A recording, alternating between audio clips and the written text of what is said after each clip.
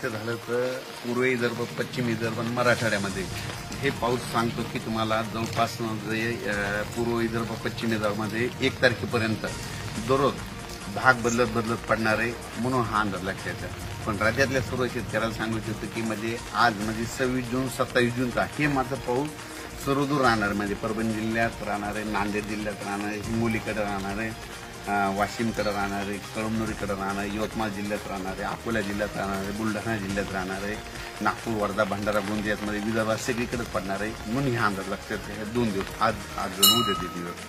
त्याच्यानंतर ही परभणी जिल्ह्यात देखील पाऊस पडणार आहे, इकडं जालना जिल्ह्यात देखील राहणार आहे, जळगावकडे देखील राहणार आहे. आजचा पाऊस हे सर्वदूर राहणार म्हणून हा अंदाज लक्षात येतात. पण राज्यामध्ये 26 जून ते 1 तारखेपर्यंत 1 जुलैपर्यंत राज्यात विदर्भ आणि मराठवाड्यातच जरा जास्त पाऊस पडणार आहे. सांगायचं झालं तर तुम्हाला सांगतो विदर्भामध्ये 6, 5, 11 जिल्ह्यात आणि मराठवाड्यात हे दररोज वेगवेगळ्या भागात पाऊस पडणार आहे 1 तारखेपर्यंत 26, 27, 28, 29, 30 आणि 1 जुलैपर्यंत दररोज वेगवेगळ्या भागात पडणार. दुपारपर्यंत ऊन पडणार, दुपारच्याला लगेच पाऊस येणार म्हणून हे लक्षात येतं. सर्वदूर पडणार नाही हे सगळ्यांनी लक्षात येतं. नसतं काय होतं की सगळ्यांची अपेक्षा आहे की सगळीकडे पाऊस पडेल, सगळीकडे पडणार नाही, भाग बदलत कोणाला सोडून देईल आणि ज्याला सोडलं तर त्याला सोडून देखील देणार म्हणून हे लक्षात येतं.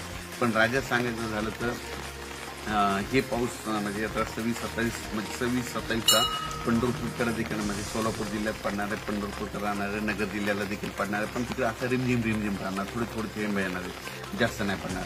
पण हे लातूर जिल्ह्याला पडणार आहे, धाराशिवला देखील आजचा पाऊस पडणार आहे. त्याच्यानंतर राज्यात सांगायचं झालं तर पंढरपूरमध्ये 5 आणि 6 तारखेला पंढरपूरच्या यात्रेकरूला त्यांना पाऊसमध्ये वरून राजे भिजवणार आहे म्हणून हे देखील आत्ताच अंदाज त्यांनी लक्षात घ्यायचा. तुम्ही तुमची तयारी ठेवायची. काय झालेलं असं रावट्याची याची तयारी ठेवा कारण की 5, 6 तारखेला पंढरपूरकडे पाऊस येणार आहे म्हणून हे देखील त्यांनी लक्षात घ्यायचं. पण राज्यात सांगायचं झालं तर राज्यातल्या सर्व शेतकऱ्याला सांगू इच्छितो की राज्यामध्ये पूर्व विदर्भ, पश्चिम विदर्भ ह्या जवळपास किती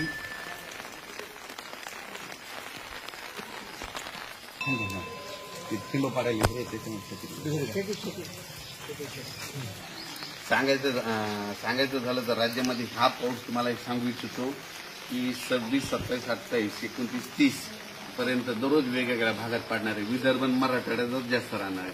त्याच्यानंतर 1, 2 तारखेला 1, 2 जुलैला पाऊस येणार आहे की पूर्व विदर्भ आणि पश्चिम विदर्भ तिकडे राहणार आहे म्हणून हे लक्षात येतं. पण राज्यात सांगायचं झालं तर 1 तारखेपर्यंत दररोज वेगवेगळ्या भागात पाऊस पडणार आहे, भाग बदलत पडणार आहे म्हणून हा अंदाज लक्षात येतो. आणि राज्यातल्या सर्व शेतकऱ्याला सांगू इच्छितो की तुम्ही तुमची नियोजन तुमचं स्वतःचं ठरवायचं. अचानक वातावरणात बदल झाला तर लगेच एक मेसेज दिला जातो आणि पाहू शकता हे माझं घर आहे, हे घर आहे आणि ह्या घरापासून या ठिकाणून मी काल सोयाबीन अंदाज देत आहे. अचानक वातावरण बदल झालं तर उद्या एक मेसेज दिलेला आहे. पण आज आणि उद्याचा आज आहे 26 आणि 27चा आज हे पाऊस परभणी जिल्ह्यात सगळीकडे पडणार आहे, नांदेडकडे सगळीकडे पडणार आहे, हिंगोलीकडे सगळीकडे पडणार आहे, यवतमाळ जिल्ह्यात सगळीकडे पडणार आहे, हिंगोली, वाशिम जिल्ह्यात सगळीकडे पडणार, बुलढाण्याकडे पडणार आहे, अकोल्याकडे पडणार आहे, जालना जिल्ह्यात सगळीकडे पडणार. हे सर्वदूरचा पाऊस आता हे पाऊस सर्वदूर राहणार आहे आणि रिमझिम स्वरूपात राहणार अंदाज आहे. आणि बीड जिल्ह्यात असं बारीक थोडे थिंबत येणार आहे पण पुन्हा स्पीड थोडी वाढणार आहे. पण त्यांना काय होणार दुपारनंतर एकदा ऊन पडत आणि दुपारनंतर तो जोरात पाऊस येणार आहे म्हणून हा अंदाज लक्षात घ्यायचा. त्याच्यानंतर नगर जिल्ह्यात देखील तसंच होणार आहे. दुपारनंतर थोडं ऊन पडणार आहे नगर जिल्हा, सोलापूर जिल्हा, सोलापूरकडं, पंढरपूरकडं हे पाऊस पडणार म्हणून हे लक्षात घ्यायचं. अचानक वातावरण बदल झाला तर लगेच दिला जाईल. धन्यवाद.